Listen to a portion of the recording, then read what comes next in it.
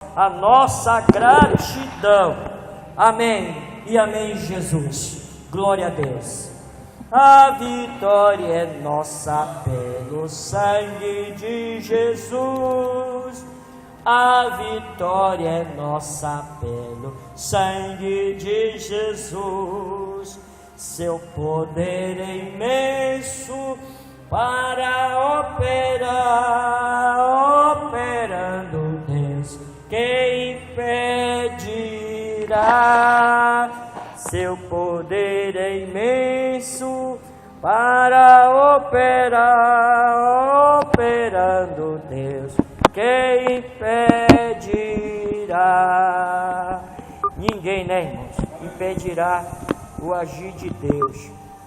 Bendito seja o nome do Senhor. Nós vamos meditar por esses 15 minutos a palavra do Senhor Jesus. Deus nos enviou aqui, então é para nós a palavra do Senhor Jesus. Não sei se eu cumprimentei, já saudei com a paz do Senhor. Bruno, a irmã Piedade. Nós vamos ler o livro de Jó, no capítulo 16. Nós vamos ler o versículo 6 e o versículo 7. Jó, no capítulo 16, versículos 6 e 7. Nós temos aqui: se o Papai do Céu nos permitir, amanhã nós vamos falar sobre o Romanos 15, viu? Eu senti. Tenho certeza que Deus vai trazer mais pessoas e nós vamos falar sobre Romanos 15, tá? Nós vamos ver, tá bom? Romanos 15 para amanhã, se Jesus não vier, tá? Diz assim a palavra do Senhor. Jó, capítulo 16, versículos 6 e 7. Se eu falar a minha dor, não cessa. Se me calar, qual é o meu alívio? Na verdade, as minhas forças estão exaustas. Tu, ó Deus, destruísse a minha família toda. Pesado, né? Se eu falar a minha dor, não cessa. Se me calar, qual é o meu alívio? Na verdade, as minhas forças estão exaustas. Tu, ó Deus, destruísse a minha família toda. Podem sentar, obrigado. Engraçado, né? Interessante isso, viu, irmão? Eu ia citar um pouco daquilo que Romanos fala, 15, mas eu vou deixar para amanhã e vou me deter nesse aqui, viu, irmão? Ela tem alguma coisa que puxa de lá. Veja bem, se você ler o capítulo 15, capítulo 14, o capítulo 15, né, que uma pessoa por nome Elifaz, ele acusa Jó, né? Ele acusa Jó de impiedade. Ele acusa. E ele mostra o castigo também, né? Ele é usado para mostrar, né, o justo, o castigo dos perversos, como se Jó tivesse sido castigado. E então, na situação que Jó se encontrava, de momento, todo e qualquer tipo de aconselhamento para ele não ia dar em nada, porque ele estava totalmente desnorteado. Ele só não chegou a pecar contra Deus, mas todos os sentimentos que eu e você nós temos, quando nós enfrentamos certas situações, ele teve, irmão. E tanto é que você vai ver que no capítulo 7, 17, ele diz que o seu espírito estava sendo consumido e os seus dias estavam se apagando, ou seja, ele estava à beira da sepultura. E ele também fala, né, que ele desejou, que ele amaldiçoou o seu nascimento, o dia que ele nasceu, ele amaldiçoou. Ele disse: maldito é o dia que eu nasci, né? Como se o dia que ele nasceu fosse culpado dele passar por uma provação, né? Então, ele fala no capítulo 3: pereço o dia que nasci, a noite em que se disse, foi concebido um homem. No capítulo 3, versículo 1. Então, observe como se encontrava Jó na situação. Tem pessoas que, às vezes, por passar por certas lutas e dificuldades, chega ao ponto de dizer: Senhor, me dá paciência como tu deste a Jó. Jó passou por tudo isso, sabe por quê? Porque Deus sabia o grau e o volume de momento em que a paciência de Jó, né, se estenderia. Deus sabia que tudo que Jó ia passar, ele teria paciência de sobra. Ele teria, porque a própria Bíblia diz que Deus não permite que nós passemos por nenhuma situação além das nossas forças. Então, enquanto Jó passou por toda aquela provação, é porque ele tinha paciência para suportar. Nós hoje não teríamos e não temos, viu? E ele teve. E nesse momento aqui que nós lemos, qualquer pessoa que chegasse naquele momento para levar um aconselhamento para ele, não adiantaria nada, porque foi uma permissão de Deus, meu irmão. Sabe, irmão, às vezes, quando Deus nos prova ou quer nos provar, tem momentos que a gente pensa que aquilo ali é um castigo de Deus, mas não é não. Deus, ele estabelece seu juízo, pode se considerar um castigo, mas quando se há desobediência, irmão. E o caso de Jó não era isso. Então, o que pudesse fazer em favor de Jó, nada adiantaria. Sabe por quê? Porque ele estava passando por uma prova. E quando Deus está provando alguém, não devemos orar para ele, Jesus, tirar essa prova dele ou dela. O que nós temos que fazer é dizer: Jesus, dá força para ele, dá força para ela conseguir passar por esta aprovação. E o apóstolo Paulo diz que bem-aventurado, feliz é aquele que está sendo provado, porque quando ser aprovado, receberá a coroa da vida. E quando Deus nos prova, amados, que não seja por desobediência, quando Ele nos prova, é para nos preparar para estarmos aprovados, irmão. Deus, Ele tem os seus desígnios que nós não compreendemos. Então, tudo que viesse falar para Jó, não ia adiantar nada. Às vezes, amado, nós contemplamos, vemos irmãos e irmãs que estão passando por uma prova, que Deus permite, que Deus consente, como eu disse, que não seja por procurada, que não seja provocada ou por desobediência. É que Deus prova mesmo, Ele prova quem Ele ama. E quando ele ou ela está na prova, só temos que orar para Jesus dar força e graça para ele ou ela passar. Não de chegar e dizer: Senhor, tira essa aprovação dele, se ele que quis, irmão. A gente não pode contra o querer e a vontade de Deus. Na hora certa, no momento certo, Deus vai fazer a obra. Jesus vai tirar. Eu estou fazendo a minha vontade na vida dele, eu na vida dela, estou provando. Eu não vou permitir que ela venha a ser provada, ou ele venha a ser provado, além da força que ele ou ela tem. Não passa disso, irmão. Não passa disso.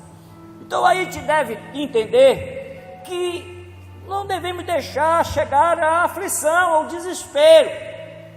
Jó, aqui no capítulo 16, ele está fazendo uma queixa, irmão.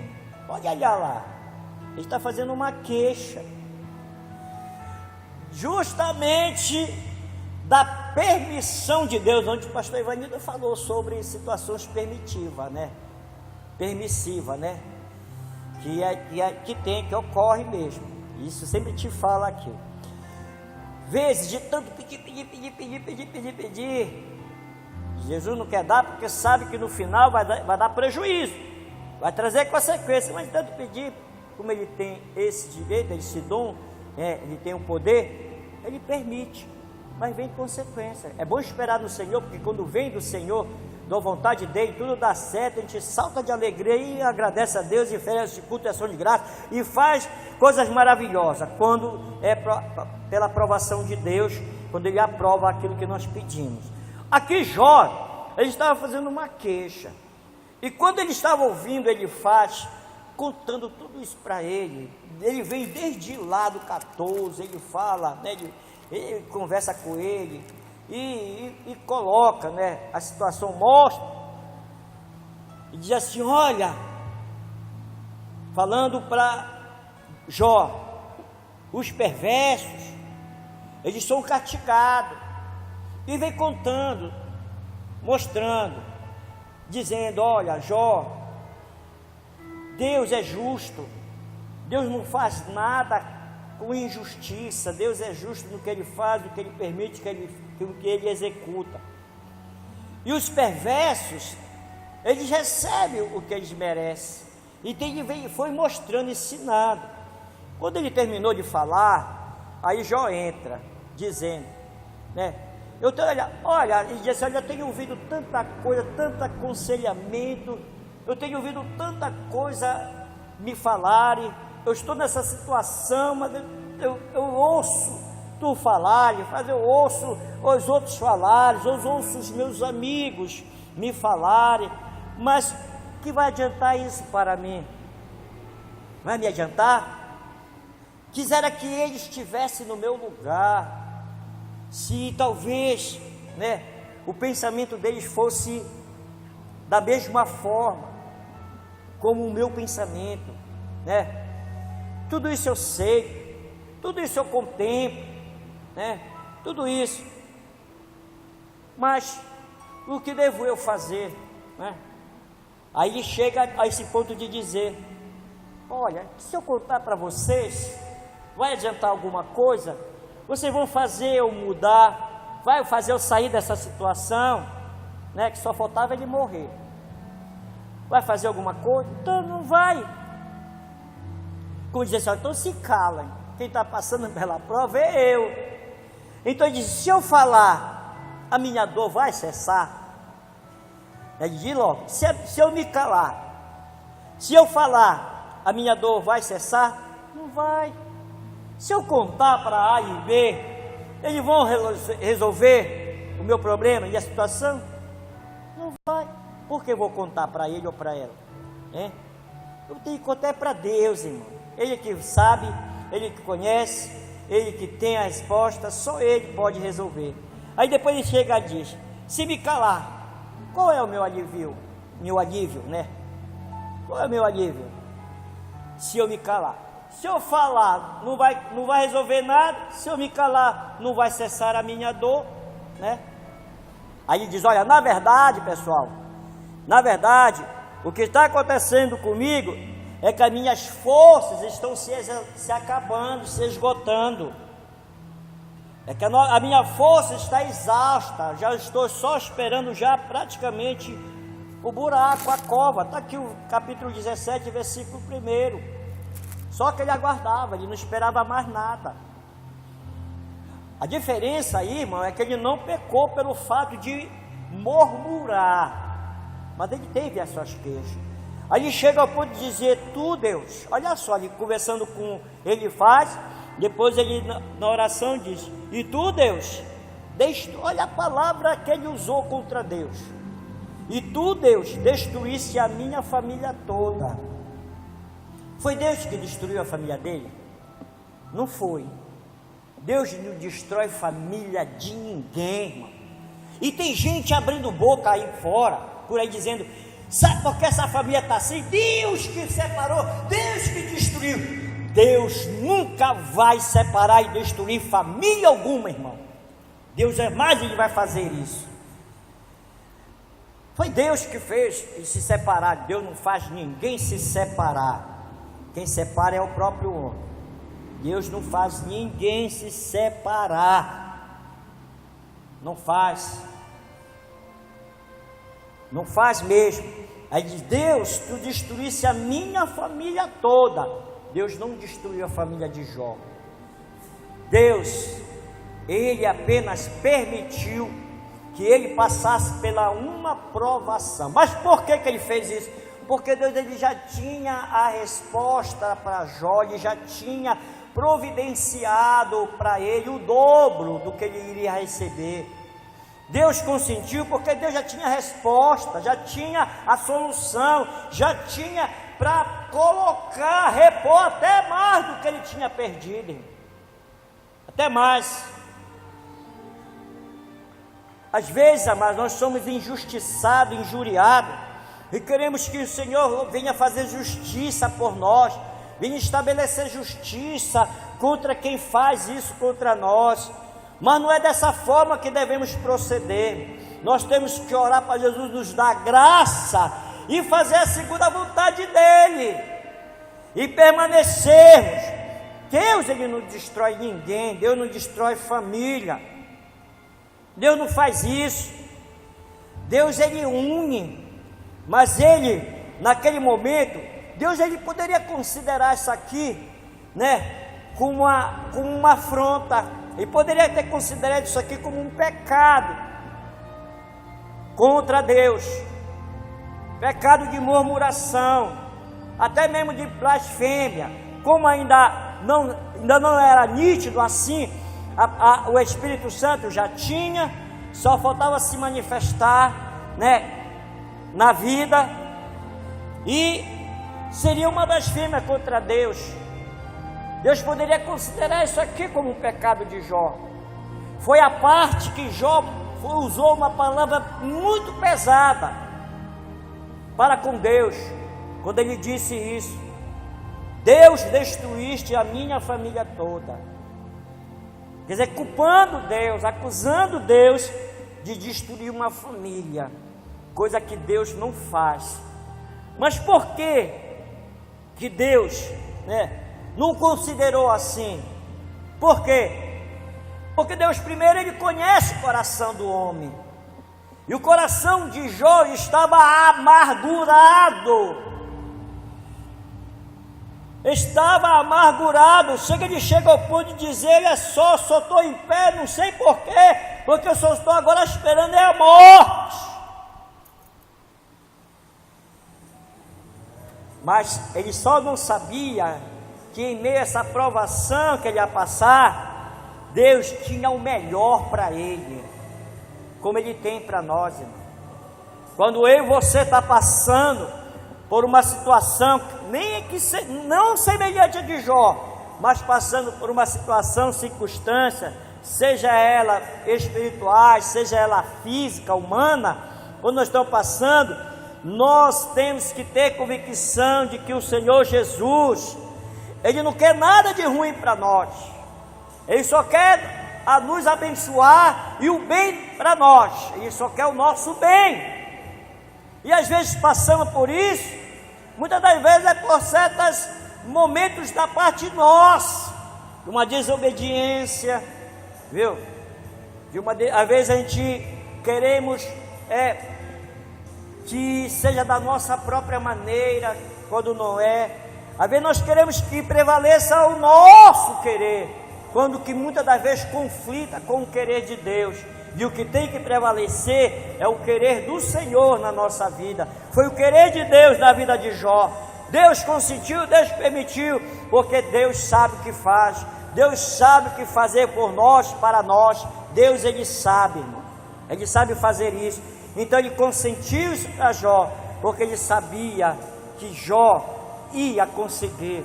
Ele sabia, assim como Ele sabe que nós conseguiremos também passar por qualquer situação, qualquer circunstância. Só não devemos murmurar. O crente não deve murmurar, mas deve confiar no Senhor Jesus. E então, Deus, ele considerou a queixa de Jó. Deus considerou, chamou a atenção de Deus, despertou o coração do nosso Deus, no sentido figurado, né? Despertou, e aí Deus começou a trabalhar em favor de Jó. E nós vamos ver lá no final, já para acabar, né? Já lá no final, Deus, no capítulo 42, do versículo 10 em diante, Deus, ele dá a Jó o dobro do que ele perdera tudo. Deus, ele dá. Deus restaura não somente a vida de Jó, mas também faz ele prosperar 2 vezes mais do que ele tinha. Viu só? Mas por que ele conseguiu? Porque ele perseverou, porque ele não murmurou. Ele teve a queixa dele, mas ele não murmurou, ele perseverou. A paciência dele foi suficiente para ele suportar até o fim.